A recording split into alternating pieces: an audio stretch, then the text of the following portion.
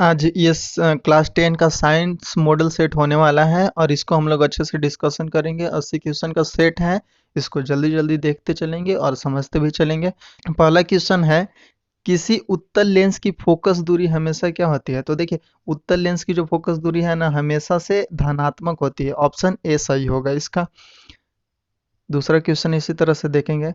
दूसरा क्वेश्चन कह रहा है, किसी शब्दकोश में पाए गए छोटे अक्षर को पढ़ते समय आप निम्न में से कौन सा अ, लेंस पसंद करेंगे? तो देखिए, 5 इसका ऑप्शन होना चाहिए था सी, पर इसमें थोड़ा सा गलत हो गया है। 5 सेंटीमीटर फोकस दूरी वाले उत्तल लेंस का उपयोग होना चाहिए था। दूसरा का सी होगा, पर वहाँ पे 5 सेंटीमीटर होना चाहिए, ठीक ना, 50 की जगह पे। तीसरा क्वेश्चन देख लेते हैं अब हम लोग। अब तीसरा क्वेश्चन है, मोटर गाड़ी के चालक के सामने सामान्यतः लगा रहता है। तो देखिए, मोटर गाड़ी के चालक के सामने जो रहता है, उत्तल दर्पण लगा रहता है। उत्तल दर्पण लगा रहता है, इसका सही आंसर होगा बी। और इसका ट्रिक भी होता है NADU, या बोल सकते हैं इसको नाडू। एन से नजदीक, ए से अवतल दर्पण, डी से दूर और उससे यू से उत्तल दर्पण होता है। याद रखिएगा इसको। चौथा क्वेश्चन है, एक व्यक्ति समतल दर्पण की ओर 4 मीटर प्रति सेकंड की चाल से आ रहा है। व्यक्ति को समतल दर्पण में बना अपना प्रतिबिंब किस चाल से आता हुआ दिखेगा? प्रतीत होगा बोल रहा है, तो इसका दुगना होगा, ठीक ना। चौथा 8 मीटर पर सेकंड के हिसाब से आता हुआ उसको दिखेगा। पांचवा क्वेश्चन है, नेत्र लेंस की फोकस दूरी बढ़ जाने से आंख में कौन सा दोष उत्पन्न होता है? इसका सही आंसर होगा निकट दृष्टि दोष। ऑप्शन ए होगा सही इसका आंसर। छठा क्वेश्चन है, इसी तरह से छठा क्वेश्चन भी देखेंगे। दूरदृष्टि दोष वाले व्यक्ति द्वारा जिस चश्मे का उपयोग किया जाता है उसमें कौन सा लेंस लगा होता है? तो इसमें उत्तल लेंस लगा रहता है दूरदृष्टि के लिए। हम आप लोग को ट्रिक भी बता दिए, NADU, दूरदृष्टि के लिए, डी से दूर, यू से उत्तल लेंस। इसी तरह से सातवां क्वेश्चन है, विद्युत आवेश की इकाई है, तो विद्युत आवेश का इकाई कूलाम होता है। सातवां का ये होगा। आठवां क्वेश्चन नंबर है, विद्युत आवेश दो प्रकार के होते हैं जिन्हें धन आवेश या ऋण आवेश माना जाता है। यह नामकरण किसने किया था? वह है, नामकरण देखिए, सबसे आगे आवेश की पहचान किया था ना, तो आवेश का पहचान थेल्स ने किया था, जिसमें रेशम के कपड़े को और जो कांच के छड़ से रगड़े थे तो उसमें आवेश उत्पन्न हो रहा था। और उन्होंने यह बोला था कि ये आवेश एक दूसरे के विपरीत है, पर उन्होंने आवेश का नामकरण नहीं किया था। जो आवेश का नामकरण किया था ना, बेंजामिन फ्रैंकलिन ने। इन्होंने आवेश को जो अमेरिकी वैज्ञानिक थे, अमेरिका के थे, USA के, इन्होंने ही आवेश का नामकरण किया था और बताया था कि कौन सा धन आवेश है और कौन सा ऋण आवेश है। नवा क्वेश्चन है, एक पदार्थ को एक कूलाम धन आवेश में आवेशित किया गया है। इस आवेशन में पदार्थ से जो इलेक्ट्रॉन निकाले गए हैं उसकी संख्या क्या है? तो देखिए, एक कूलाम में जो होता है ना, है ऑप्शन ए सही होगा, 6.25 इंटू 10 के पावर 18 होगा। 10वां क्वेश्चन बोल रहा है, किसी विद्युत बल्ब पर 220 वोल्ट तथा 100 वाट अंकित है। जब इसे 110 वोल्ट पर प्रचालित करते हैं तो इसके द्वारा उपयुक्त शक्ति कितनी होगी? तो इसके द्वारा उपयुक्त शक्ति 25 वाट होगी। 11 नंबर क्वेश्चन है, विद्युत चुंबकीय प्रेरण की घटना है कौन सी? इसमें से 4 ऑप्शन दिया गया है, इसमें से बताना है विद्युत चुंबकीय प्रेरण की घटना कौन सी है। तो देखिए, इसका सही आंसर होगा सी। सही आंसर है सी, कुंडली तथा चुंबक के बीच आपेक्षिक गति होती है जिसके कारण प्रेरित विद्युत धारा उत्पन्न होती है। 12 नंबर क्वेश्चन है, विद्युत जनित्र सिद्धांत आधारित है।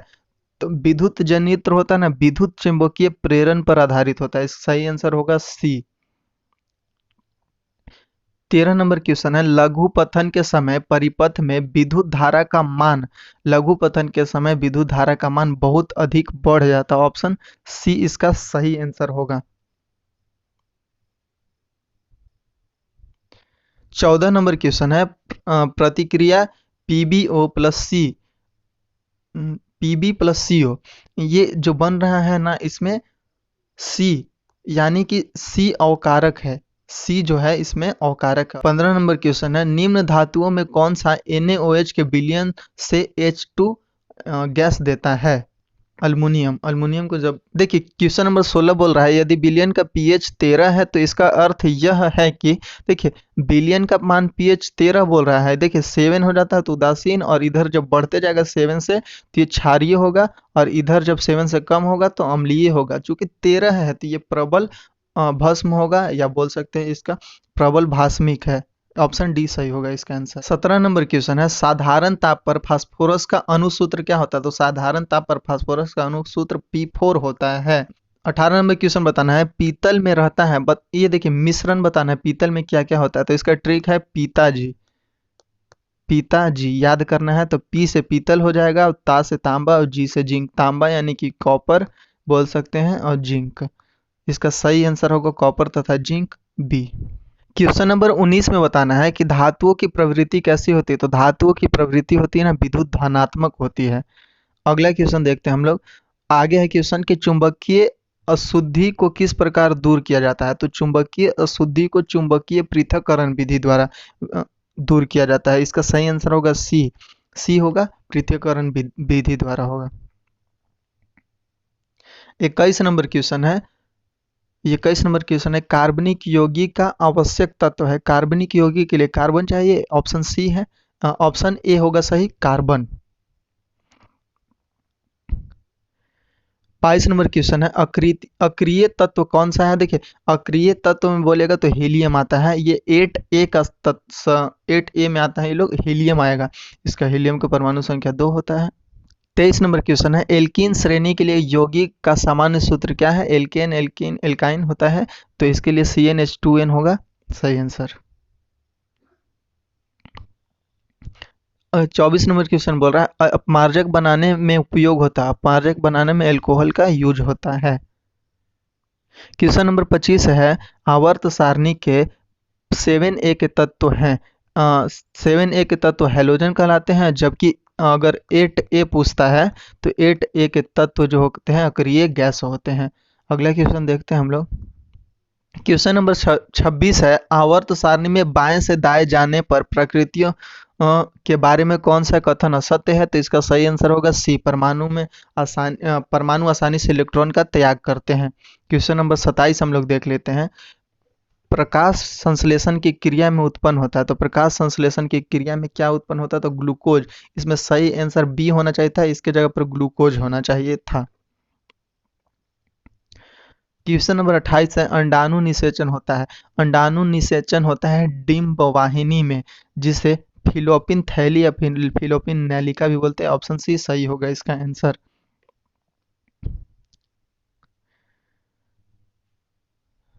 उनतीस नंबर क्वेश्चन है श्वसन की क्रिया होती है, तो श्वसन की क्रिया जो होती है माइटोकॉन्ड्रिया में होती है। ऑप्शन बी सही होगा।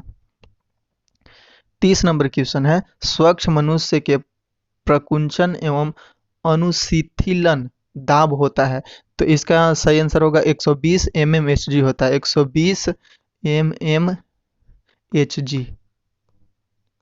होता है, सही आंसर ए होगा।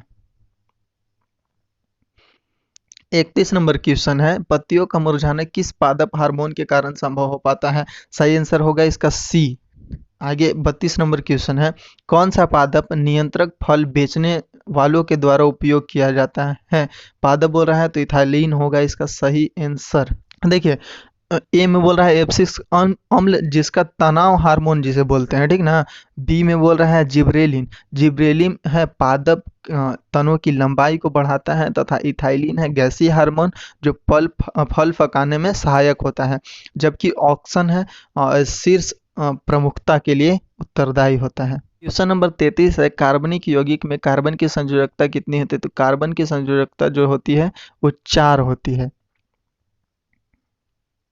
34 नंबर क्वेश्चन है एड्स रोग का प्रमुख कारण क्या है? तो एड्स रोग के कुछ प्रमुख कारण ये है कि खून का आदान प्रदान होता है, या माँ के संक्रमण से भी बच्चे में आ जाता है, और इसका सही होगा सटीक असुरक्षित यौन संपर्क। ऑप्शन ए सही होगा इसका। 35 नंबर क्वेश्चन है चमगादड़ एवं पक्षी के पंख किस प्रकार के अंग के उदाहरण है? चमगादड़ एवं पक्षी के पंख समजात अंग के उदाहरण है। 36 नंबर क्वेश्चन है वे अंग जिनकी उत्पत्ति तथा मूल रचना में तो समानता होती है, किंतु कार्य के अनुसार उनकी बाह्य संरचना परिवर्तित हो जाती है, ऐसे अंग को समजात अंग कहते हैं। ऑप्शन ए सही होगा। क्वेश्चन नंबर 37 है, कृत्रिम पारितंत्र का उदाहरण है।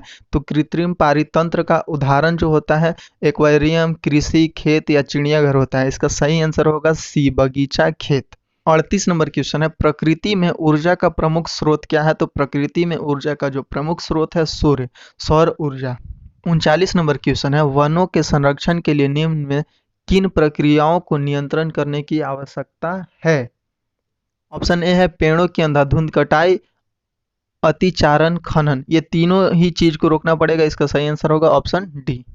वे पदार्थ जो जैविक प्रक्रम द्वारा अपघटित हो जाते हैं क्या कहलाते हैं। तो जो पदार्थ जैविक प्रक्रम द्वारा अपघटित हो जाते हैं उसे जैव निम्नीकरण कहते हैं। अगला क्वेश्चन है 41 नंबर, आमीटर से निम्नलिखित में से क्या मापा जाता है।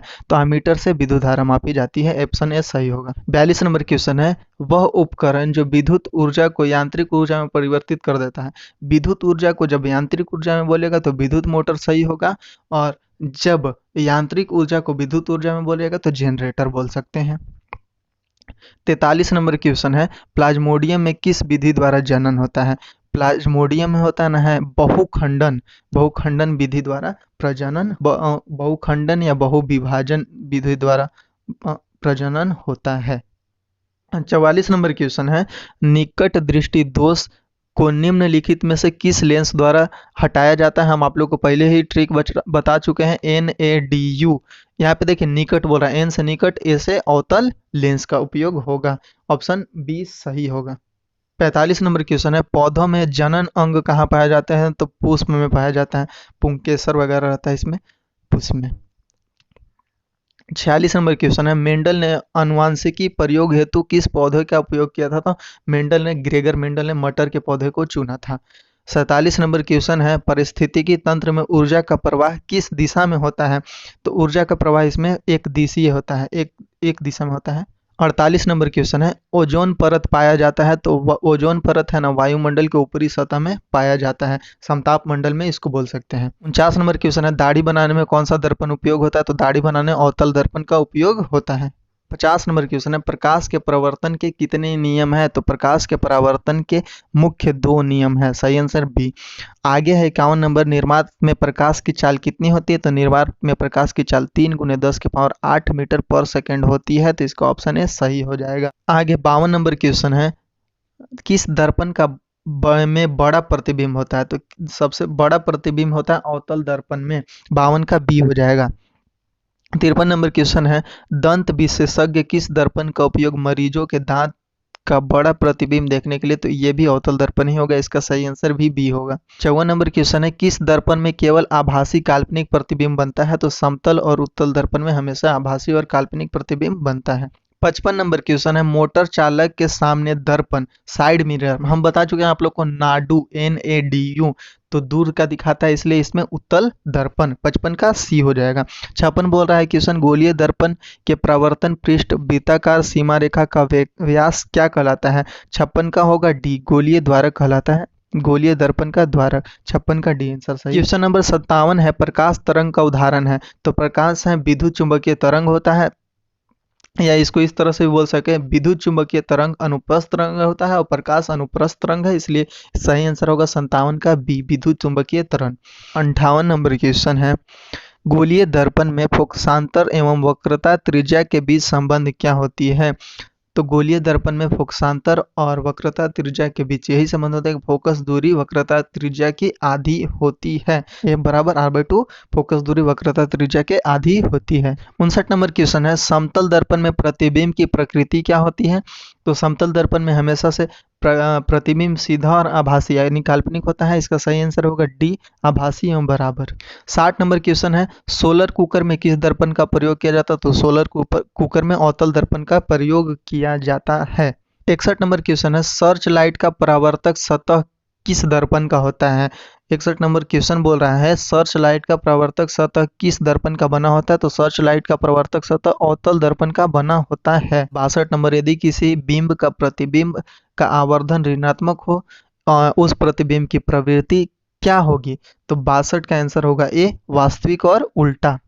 63 नंबर क्वेश्चन बोल रहा है, किसी दर्पण के सामने आप चाहे जितनी दूर खड़े हों आपका प्रतिबिंब सीधा बनता है, तो संभवतः दर्पण कौन सा होगा। 63 का आंसर होगा डी, समतल या उत्तल दर्पण। इसमें हमेशा ही प्रतिबिंब सीधा और काल्पनिक बनता है। 64 नंबर क्वेश्चन बोल रहा है अवतल दर्पण द्वारा किसी वस्तु पर बना प्रतिबिंब आभासी, सीधा तथा बिंब से बड़ा पाया जाता है। वस्तु की स्थिति कहाँ होनी चाहिए? तो 64 का सही आंसर होगा डी, दर्पण के ध्रुव और मुख्य फोकस के बीच होगा तब। 65 बोल रहा है यदि किसी बिंब का प्रतिबिंब का आवर्धन धनात्मक हो तो उस प्रतिबिंब की प्रवृत्ति क्या होगी? तो 65 का भी आंसर डी होगा, काल्पनिक होगा और सीधा। इसका आंसर डी होगा। 66 नंबर क्वेश्चन बोल रहा है किसी वस्तु का आवर्धित या काल्पनिक प्रतिबिंब किस दर्पण से बनता है? तो 66 का सही आंसर होगा अवतल दर्पण से। क्वेश्चन नंबर 67 है निम्नलिखित में से कौन सा उत्तल दर्पण की फोकस दूरी है जिसकी वक्रता त्रिज्या 32 सेंटीमीटर है? तो फोकस दूरी हमेशा ही वक्रता त्रिज्या की आधी होती है, तो 32 का आधा कीजिएगा तो 16 हमेशा से प्लस में आएगा। सही आंसर होगा सी। 68 नंबर क्वेश्चन है परावर्तन के नियम से निर्धारित होती है। तो परावर्तन के नियम यही बोलता है कि आपतन कोण परावर्तन कोण के बराबर होता है। सही आंसर ए होगा। 69 नंबर क्वेश्चन बोल रहा है समतल दर्पण द्वारा बना प्रतिबिंब होता है। तो 69 का सही होगा काल्पनिक। समतल दर्पण हमेशा काल्पनिक प्रतिबिंब बनाती है। 70 नंबर क्वेश्चन बोल रहा है संयुग्मी फोकस केवल संभव है। 70 का सही आंसर होगा बी, अवतल दर्पण से। क्वेश्चन नंबर 71 है उत्तल दर्पण में प्रतिबिंब सदैव बनता है। 71 का सही आंसर होगा उत्तल दर्पण में हमेशा प्रतिबिंब ध्रुव और फोकस के बीच बनता है। 72 नंबर क्वेश्चन है किसी दर्पण का मध्य बिंदु कहलाता है। किसी दर्पण का मध्य बिंदु जो कहलाता है उसको ध्रुव बोलते हैं। सही आंसर बी होगा। क्वेश्चन नंबर 73 है समतल दर्पण में वक्रता त्रिज्या आर। तो आर जो होती है अनंत होती है समतल दर्पण में। 73 का आंसर सी हो जाएगा। 74 बोल रहा है क्वेश्चन नंबर 74 है हजामत बनाने के लिए व्यवहार किया जाता है किस दर्पण का? 74 का आंसर बी हो जाएगा, अवतल दर्पण का। क्वेश्चन नंबर 75 है समतल दर्पण का रेखीय आवर्धन कितना होता है? एम बराबर 1 होता है, प्लस में होता है। आंसर सी होगा, 75 का सी। 76 बोल रहा है प्रतिबिंब की ऊंचाई और वस्तु की ऊंचाई के अनुपात को क्या कहते हैं?